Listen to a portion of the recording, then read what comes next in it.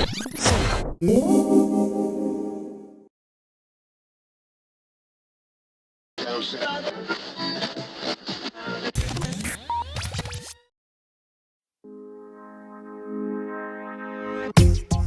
we're here at the home of Jewish Hasidic reggae artist Matisyahu. Thank you so much for being with us here on Shalom TV. It's a true pleasure and an honor to be hosted at your home. So you've accomplished so much over the past few years. Your first album, Shake Off the Dust, Arise, was celebrated and accepted worldwide. King Without a Crown was a mega hit and just broke into the top 10 in modern rock in the United States in 2006. The documentary film that you were in, Unsettled, in 2007, won the Grand Jury Prize for Best Documentary. Your song, One Day, was played as part of the NBC campaign and advertisement for the Olympics. And you were named by Esquire magazine as one of the most intriguing reggae artists in the world. Wow. Thanks. But one would say that one of your biggest accomplishments is your next project, which is educating young Jewish minds. Well, I'm not actually doing the educating, but I'm going to be involved in that. Involved in the education of young Jewish minds with this project, creating and building yeshiva, Lamplighters. Can you tell us a little bit about how you got involved with that and how this came to play? Yeah, our kids are five, one will be 6, and the other is 4, will be 5 this next coming year. And they were in school, the last couple of years, and I was nervous about the education process of my kids, being that I myself had a difficult time in school and struggled, and I would say what really wasn't until after high school and college that I actually started to really appreciate learning, and I didn't really want my kids to go through that same process of being first of all molded into a certain type. I didn't want to put my kids into a system that was like a machine. I wanted a school that would really honor my kids for who they are and help them to grow to be the best themselves that they could be, not to try to be something, some image of something or some type of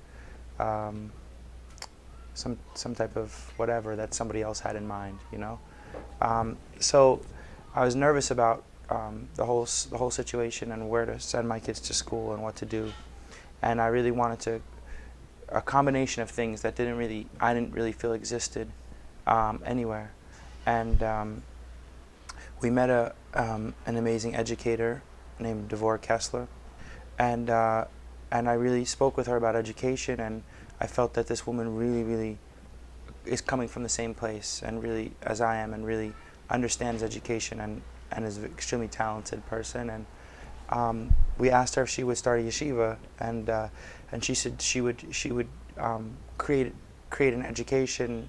She would be an education director, but she didn't want to start the yeshiva on her own, and she really would do it if there was a community of people around it that would help. And so we talked to a few of our friends and got together and created Lamplighters Yeshiva. And this past year was the first year of the yeshiva, and we're very happy with it, and want to just keep growing it and continue with it.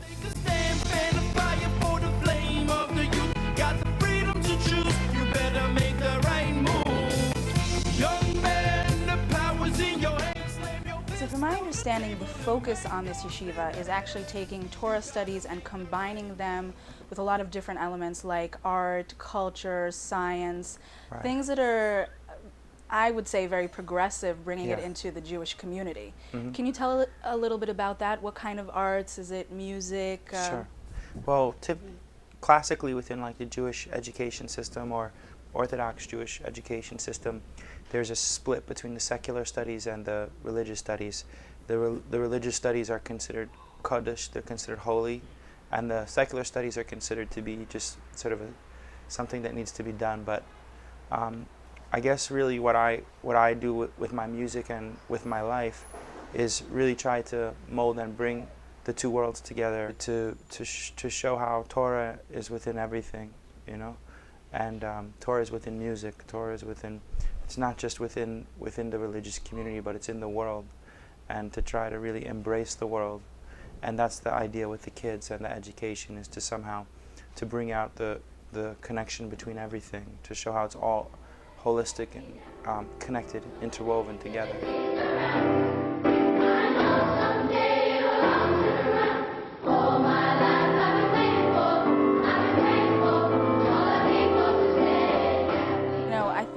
It's just really wonderful that you're coming together as a community and doing this.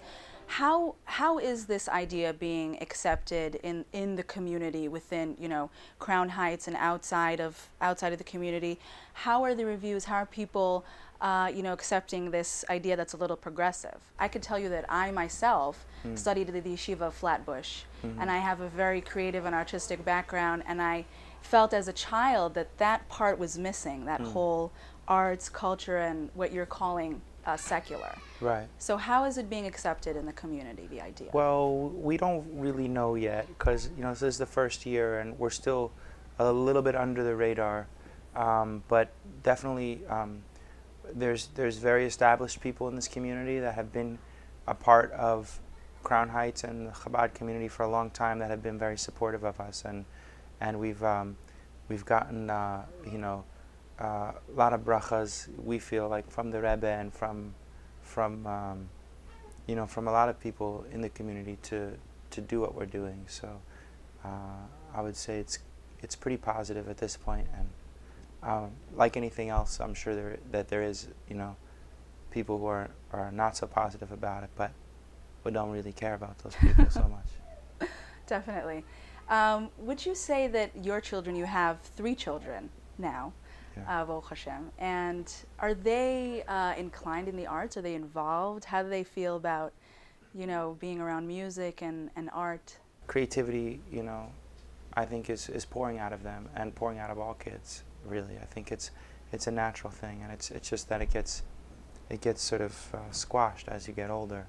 And again, the real idea behind our school is to really feed them, and to really allow them to create and be themselves and come to things, and you know, in their own way, guided, you know, obviously guided in a path, but to really allow them to be themselves.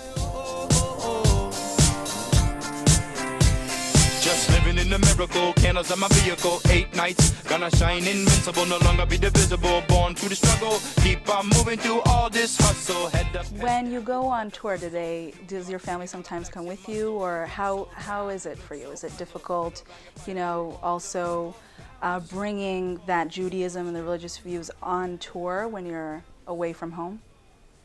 Well, I guess my kids get a real mix, you know, because they have Crown Heights and they have, you know, the community where we live, and where everything around them is pretty much, you know, a certain way. But then, yeah, they come on tour, and they, you know, they're around me, and they're around my band, who's not Jewish, and people that work for me who are not Jewish, and they're around my fans, who are mostly not Jewish. They see the whole scene and everything that's happening, and they're a part of that, and they get to see the world, and I think they'll really get that real mixture, you know, because I think it's important that the kids should have identity, that they should know that they're Jewish and what that means, and they should feel good about that, and that they're part of something, but yet that they shouldn't feel that that's the only thing, and that makes them, you know, so that they should then look down on everybody else, you know. I feel they should be really have respect for the whole creation, you know, and but yet a solid identity. So that's what we're trying to give them, I guess. And not even trying, that's just, I think, just what they're going to get from being around and growing up in this house, you know. Definitely.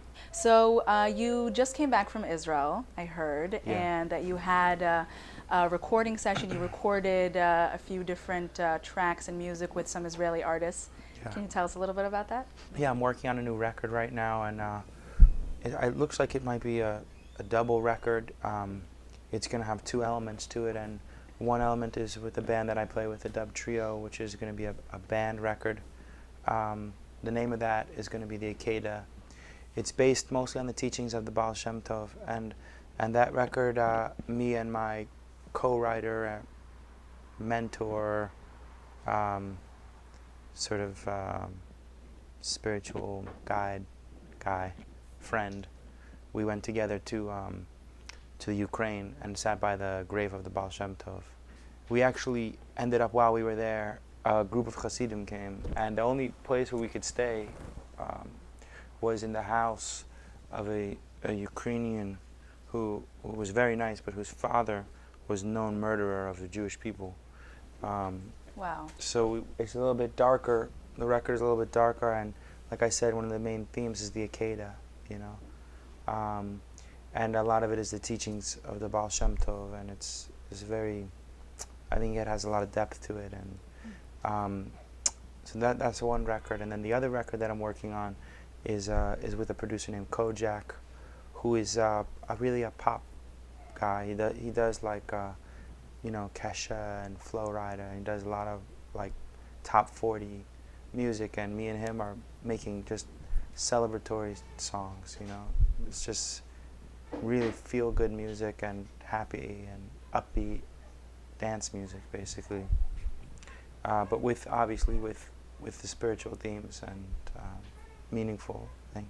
So there's like two projects. I'm gonna put them together, I think, and that's gonna be the next record. It'll be like a double record, and that's and then for that record that I'm doing with Kojak, we went to Israel. We worked with a bunch of Israeli musicians there, and so it's like a combination of these, like, you know, program beats with really hooky, melodic,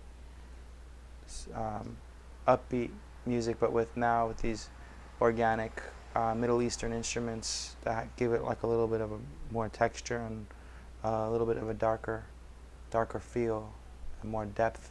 So it's going to be very unique. You know, it's a progression.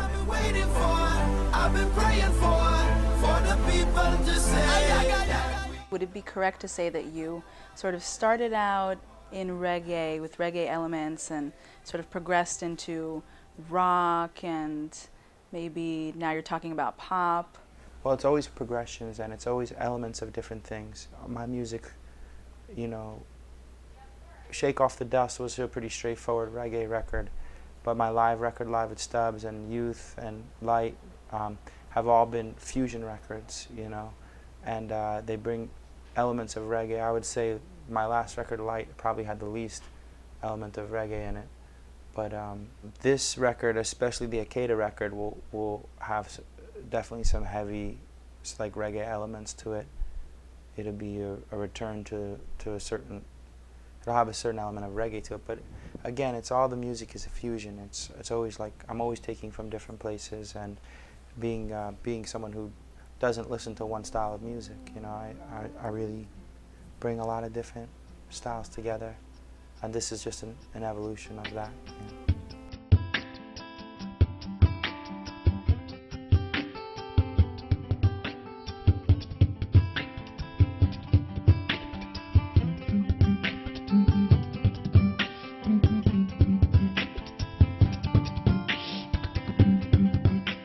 So you're sort of, how can I say, like the godfather of Jewish, reggae, hip-hop, Hasidic, so many things together. And there are a lot of artists that just, you know, follow you, look up to you, and sort of look at you as their mentor. I know that Nissan Zan. Yeah, Nassan Zan, that yeah, is somebody that you're working with. Nassan would really be the one artist that I really believe in. You know, there's different guys doing different things, but Nassan, he's coming from a religious place. So he's his lyrics, as opposed to some other artists that I know that are talented but are not necessarily coming from that place. Like, Nassan is coming from a Torah perspective, and he's really infusing, like, the music with what I feel is some depth and meaning, you know, from, like, the Torah perspective. And he's a really talented rapper and writer, and he sings also. And So I really, I believe in him. I think that he can do good things. How do you feel about everything that's going on with social media networks? I know that you have 1.3 million followers on Twitter, which is quite impressive. Yeah. Are you into all of that stuff? I mean, do you write on? I mean, are you doing this yourself? Do you tweet sometimes? Do you go on Facebook? Do you? All the time, yeah. Like I said, at the shows, you don't really, there's that separation between you and the crowd, and ideally, every night you're trying to get to a place where you're creating music and it's one thing. Everybody is together, but you don't really have that kind of like just interaction, like talking or joking around or whatever. So, on the Twitter and Facebook and all that, you get the opportunity to do that, and you get to show people what you're up to all the time, and people are interested in what a person's life is like, their normal life, not just when they're on stage, but what you have for breakfast, what you do during the day. So when interesting things are happening, I try to share them with people. So this benefit that you're putting together at Symphony Space, June 15th, I heard that your wife, Italia, is producing it. How is it working together, as a group, as a team, and doing something that's this huge benefit in Manhattan for a cause that you really care about? My wife is amazing. She's really so dedicated to whatever she's doing, and so puts herself into it in a way. There are very few people that I know that are that immerse themselves that deeply into whatever they're doing. So whatever she does full on 100%, and she's great kochos and great strength. She's a powerful Jewish woman. So it's beautiful. So what can we expect on the 15th when we come to see you at Symphony Space? I heard there's going to be a Q&A, which is something that you usually don't do. Right, yeah. I don't really love to speak, but I'm doing this acoustic show. I'll be playing my songs from the different records, and I'll be when I do the acoustic shows, I beatbox a lot more than when I do a show with my band. I might do a small section where I beatbox, but with this I kind of beatbox in every song as one of the instruments, and we improvise as well. And the Q&A really gives me a chance to talk to people and to be silly with people, and people have questions for me, and I just try to answer them and be as honest as I can. Can you tell me about some interesting conversations that you've had with fans? I meet a lot of fans because I play a lot of shows, and a lot of people have stories, and a lot of people have had very life-changing or deep experiences with the music.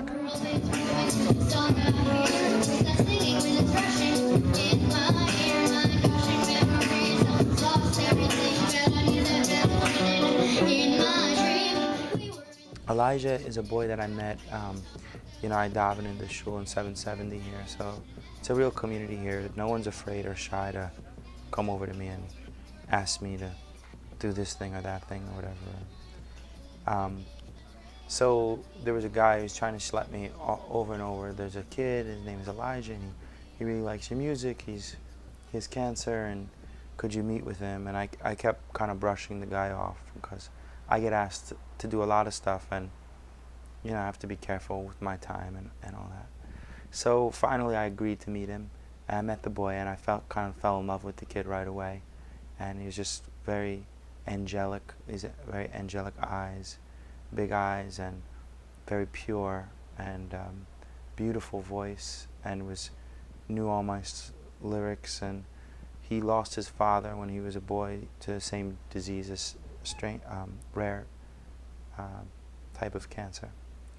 And we became friends, and we text messaged all the time and talked, and I surprised him at his bar mitzvah in Florida, and we sang together, and I hung out the whole weekend with him, and he would come to shows, and he showed up at a show when I was in Florida, and he was in his wheelchair, and he snuck out of the hospital. He wasn't supposed to leave, and he ended up getting sick, and getting sicker, and we had talked about writing a song together. So I said, okay, well, let's do it while I'm down here, and we booked studio time, and we were gonna write this song together. And then the next day he got admitted into the ICU. He was really sick, and he couldn't come to the studio, so we went to him, and we just with a laptop and a microphone, and we went there, and we helped him write a song about his struggle and what he's going through. And it was a long night. We were there for hours, and there were times when I wanted to just leave, like we couldn't get a good recording because the machines were beeping, and but we stuck it through, and we got the recording. And the next morning he passed away.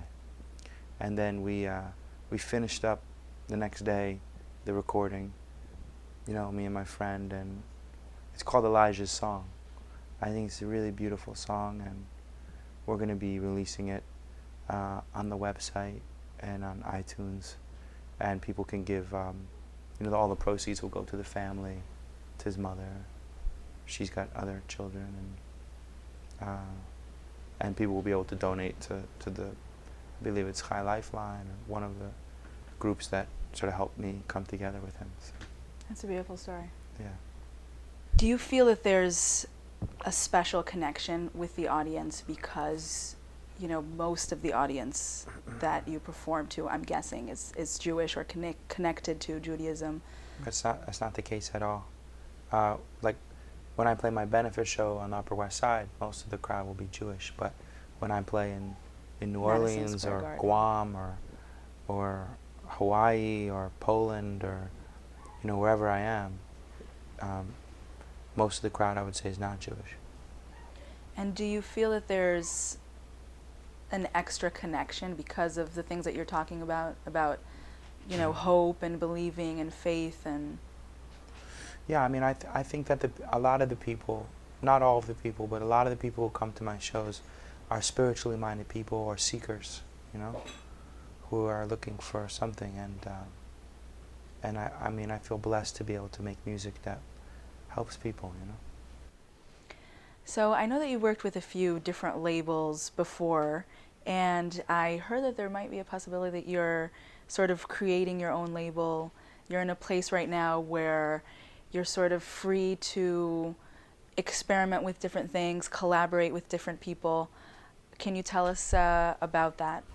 Yeah, I got free from my label, from my record label, and I started my own label now called Spark Seekers Records, and so I'm sort of like this next record that I'm doing, trying to find the right home for it, the right place for it, and I have a lot more freedom to be involved in different projects. I don't have to get permission. If I want to put out, a record of, Hasidic Nagunim, I could do that, or if I want to put out an acoustic record, I could do that, or a live record, like my last record I just put out, Live at Stubbs Volume 2. I could do that. So it's a nice place to be. So Matisyahu, thank you so much for having us at your home. And we wish you all the luck, and I personally want to commend you for this project. Thank you. As a person that comes from a Orthodox Jewish background and artistic background, it's just phenomenal. It's really, I think it's just really groundbreaking. Thank you. You're welcome. It's a pleasure.